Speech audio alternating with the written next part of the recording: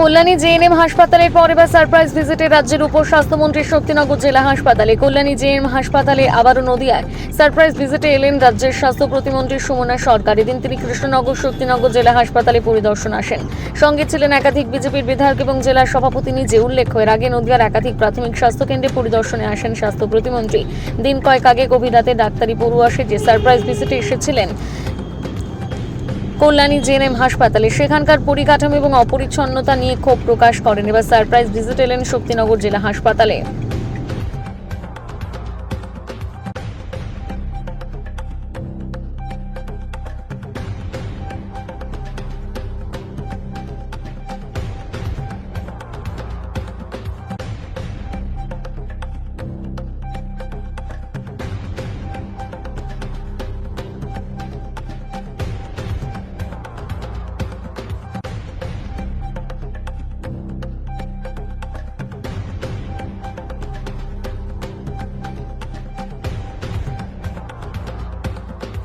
জানাই, শুভেচ্ছা জানাই।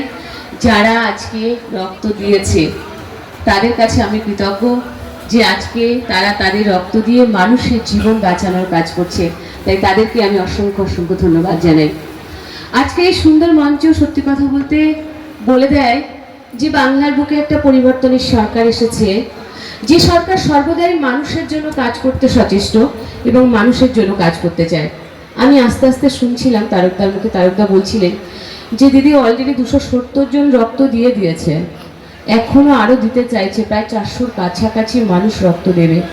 আমি সত্যি বলছি কৃতজ্ঞ যে এত সুন্দর একটা অনুষ্ঠান আমি একজন স্বাস্থ্যমন্ত্রী হিসেবে এসেছি, প্রতিমন্ত্রী হিসেবে এসেছি এখানে। আর কথায় বলে স্বাস্থ্যই সম্পদ, সত্যি ভীষণ ভালো লাগছে। আমি শুধু বলবো যে এক ফোঁটা রক্তের জন্য জানেন আমরা মুমূর্ষু রোগীদের প্রাণ বাঁচানোর জন্য আমরা কত লোকের কাছে ছুটে যাই, যেটা বিগত দিনে হয়তো আমরা পাইনি, বা কখনো কখনো আমাদেরই ঘরে কোনো কার্যকর্তার জন্য আমরা রক্ত পাইনি। আপনারা জানেন বিগত দিনের সরকারটা কি ছিল, তারা মানুষের কথা ভাবেনি দলমত নির্বিশেষে, শুধু নিজেদের ব্যক্তিগত স্বার্থের কথা ভেবেছে। কিন্তু বর্তমান বাংলার বুকে দাঁড়িয়ে যে সরকারটা আছে সেই সরকারটা সকল মানুষের কথা ভাবে। তাই আজকে এই যারা রক্ত দিচ্ছেন, এই যে রক্তটা জানেন না হয়তো আপনারা কখন কার কোন কাজে লাগে, কে বা বলতে পারে আগামী দিন হয়তো আমারই কাজে লাগবে না, হয়তো আমারও রক্তের প্রয়োজন হতেই পারে। তাই আজকে সত্যি আমি তাদের কাছে কৃতজ্ঞ যে সুন্দর এই মহতি একটা অনুষ্ঠানে আমি আসতে পেরেছি। সাফল্য কামনা করি আমি বারুইপাড়া ওয়েলফেয়ার অ্যাসোসিয়েশনে। আগামী দিন এরা অনেক অনেক দূর পৌঁছে যাবে এবং তাদের সাফল্য কামনা করি। কথায় বলে ক্ষুদ্র ক্ষুদ্র চেষ্টা মোর সাফল্য অপার। একটা ক্ষুদ্র চেষ্টা থেকে একটা বৃহত্তর অনেক বড় জায়গায় পৌঁছাবে, একটা বট বৃক্ষের মতো তৈরি হবে। আর সেটা তারকদার নেতৃত্বে এই বিধানসভা কেন্দ্রে যখন ঢুকছিলাম সত্যি ভালো লাগছিল। এই বিধানসভা উত্তরে আমি বিগত 21-এর নির্বাচনে আমি প্রচারে এসেছিলাম মুকুল রায়ের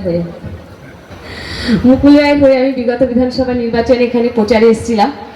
তো আজকে তারকদাকে পেয়েছি, সত্যি মনে হচ্ছে, এবং বিধানসভাতে দেখা হয়, এবং তারকদা এত আন্তরিক। আপনাদেরকে বলি বিধানসভার আপনারা যারা আছেন আপনাদের জন্য ভীষণ আন্তরিক, ভীষণ ভাবেন, এবং সর্বদাই আমাকে যে কোনো একটা পেশেন্টের ব্যাপারে যার ব্যাপারে হোক না কেন ফোন করে বলবে দিদি এটা একটু করে দিন না প্লিজ, এটা একটু করে দেওয়াটা খুব দরকার।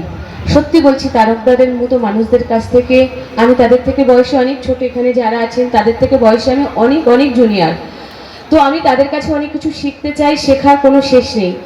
আমি শিখতে চাই, আমি সত্যি তাদের ব্যবহারে, তাদের ভাষা সত্যি আমি ভীষণ আপ্লুত, আমার ভীষণ ভালো লাগে। আর আমি সত্যি সে চেষ্টা করি সেগুলোকে করে দেওয়ার। আমি কৃতজ্ঞ তারকদার কাছে এবং যারা আমাদের বিধায়ক আছেন প্রত্যেকের কাছে, আমাদের 208 জন বিধায়ক এবং সম্মানীয় মুখ্যমন্ত্রী শুভেন্দু অধিকারী মহাশয়, তিনি আমার অভিভাবক আমি বলি। তিনি আমাকে সর্বদাই গাইড করেন এবং যথেষ্ট সচেষ্ট যে কিভাবে কাজ করব না করব। আমি তার কাছেও কৃতজ্ঞ যে তার জন্য আজকে বাংলা এত দূর এগিয়ে যাচ্ছে সমস্ত দিক থেকে, এবং তিনি প্রতিটি মানুষের কথা ভাবেন, নারী শক্তির কথা ভাবেন, যে তাদের কি করে সম্মান দেওয়া যায়, যেটা বিগত সরকার ভাবেনি। আজকে সত্যি বলছি, হয়তো আপনারা বলবেন আপনি স্বাস্থ্যমন্ত্রী, স্বাস্থ্যের অবস্থা কি বেহাল। আপনাদেরকে বলি 2 মাস মাত্র আমরা ক্ষমতায় এসেছি, আমাদেরকে একটু সময় দিন। 34 বছর সময় দিয়েছেন মানুষ, আপনারা, আপনাদের কাছে কৃতজ্ঞ। 15 বছর সময় দিয়েছেন, কৃতজ্ঞ। কিন্তু আপনাদের কাছে আমরা আরো বেশি কৃতজ্ঞ যে আপনারা পরিবর্তনের সরকারকে প্রতিষ্ঠা করেছেন, আর সেই সরকারকে আশা রাখবো যে আপনারা আরো 5টা বছর অন্তত সময় দেবেন। আমরা জানি বাংলার বুকের স্বাস্থ্য পরিকাঠামো ভীষণ খারাপ। কোথাও ডাক্তার নেই, কোথাও ইনফ্রাস্ট্রাকচার নেই। দেখুন, আমরা হয়তো হসপিটাল বেড বাড়াতেই পারি, একটা হসপিটালে 100 বেড বাড়িয়ে দিলাম, বাড়িয়ে দেওয়াটা বড় কথা নয়, কিন্তু সেখানে একটা ইনফ্রাস্ট্রাকচার দরকার, ডাক্তার দরকার, নার্স দরকার, যেগুলো বিগত সরকার রিক্রুটমেন্ট করেনি। আমরা আপনাদেরকে আশ্বস্ত করছি আগামী দিন সেগুলো রিক্রুটমেন্ট হবে এবং সেগুলো স্বচ্ছতার সঙ্গে। হয়তো আপনারা বললে বিশ্বাস করবেন না, কলকাতা কেন্দ্রিক সমস্ত হসপিটালগুলোকে আমরা চেষ্টা করেছি দালাল রাজদের হাত থেকে মুক্ত করতে। তাই স্বাস্থ্য দপ্তরে আপনারা হয়তো দেখেছেন নিউজে যে আমাদের মুখ্যমন্ত্রী গেছিলেন, স্বাস্থ্য দপ্তরে একটা কন্ট্রোল রুম খোলা হয়েছে। যে কন্ট্রোল রুম থেকে আমরা প্রতিদিন মনিটরিং করি যে কোনো হাসপাতালে যে কোথাও কোনো দালালরা যুক্ত আছে কিনা, কোনো পেশেন্ট গেলে সেখানে কোনো সমস্যা হবে কিনা, বা দালালের খপ্পরে তারা পড়বে কিনা। আমরা প্রচণ্ড সেই কন্ট্রোল রুম থেকে কন্ট্রোল করার চেষ্টা করছি।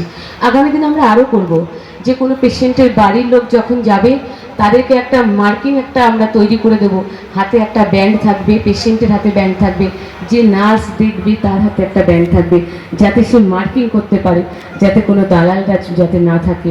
এবং সেটা শুধু আমাদের কলকাতা কেন্দ্রিক নয়, জেলা থেকে একদম ব্লক থেকে একদম বিপিএসসি, যেটা একদম প্রাইমারি হেলথ সেন্টার যেটা আছে ব্লক থেকে এবং প্রাইমারি হেলথ সেন্টার, সেই অবধি আমরা নিয়ে যাব। আপনারা দেখেছেন বাংলার মুখ্যমন্ত্রী কি করেছে? বিগত দিনের সরকার রুগীর খাবারের জন্য 56 টাকা দিত, বাংলার মুখ্যমন্ত্রী 110 টাকা করেছে। এবং তিনি চাইছেন, আমরাও চাইছি স্বাস্থ্য দপ্তর সরাসরি সেই কিচেন রুমে পৌঁছাতে, আমাদের সেই কন্ট্রোল রুমের সমস্ত নেটওয়ার্ক, যাতে রুগীদের কীরকম খাবার তারা দিচ্ছে, নোংরা খাবার না, ভালো খাবার তারা দিচ্ছে। আমরা চাই যে বাংলার বুকে হসপিটালগুলো একটা মন্দির আকারে তৈরি হোক, মন্দির যাতে মানুষ গেলে, রুগী গেলেও অসুস্থ নয়, সেখানে সুস্থ হয়ে বাড়ি ফিরবে। আমরা সেই চেষ্টা করছি। আগামী 16ই আগস্ট আপনারা জানেন, যেটা বিগত সরকার খেলা দিবস পালন করেছে, আর বর্তমান সরকার ওই 16ই আগস্ট আপনারা জানেন ছিল ক্যালকাটা কিলিংস ডে। আপনারা জানেন কি ঘটেছিল বাংলার বুকে। সেই দিন হবে আমাদের আয়ুষ্মান দিবস। বাংলার প্রতিটি মানুষ দীর্ঘদিন বেঁচে থাক, সুস্বাস্থ্য নিয়ে বেঁচে থাক। স্বাস্থ্যই হচ্ছে মানুষের সম্পদ। সেই কথাকে মাথায় রেখে বাংলার স্বাস্থ্য ব্যবস্থা এগিয়ে চলেছে বর্তমান বাংলার মুখ্যমন্ত্রী শুভেন্দু অধিকারীর নেতৃত্বে। তাই আপনাদেরকে বলবো, স্বাস্থ্য সম্পদ, প্রত্যেকের স্বাস্থ্যের প্রতি যত্ন নিন এবং প্রতিটি মানুষের প্রতি আপনারা সহানুভূতিশীল হন। প্রত্যেকে আপনারা ভালো থাকুন, সুস্থ থাকুন আপনারা।